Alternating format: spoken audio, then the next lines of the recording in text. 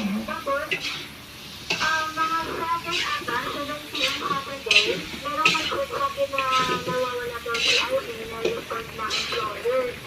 Oh.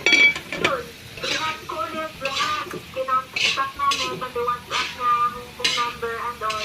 Hindi na talaga nakontak at sa 3 a.m. the next day. Like Monday, Sunday morning. Yeah. Wala na talaga contact. So, lahat ng money na screenshot ko yun, yung pinost ko po sa social media, yun yung last Monday niya nung nawala siya, ng Saturday. Okay, para malinaw lang, itong Sabado, that was October 11, tama ba? Or more than Ano? October 4 po. October 4 pa. Okay.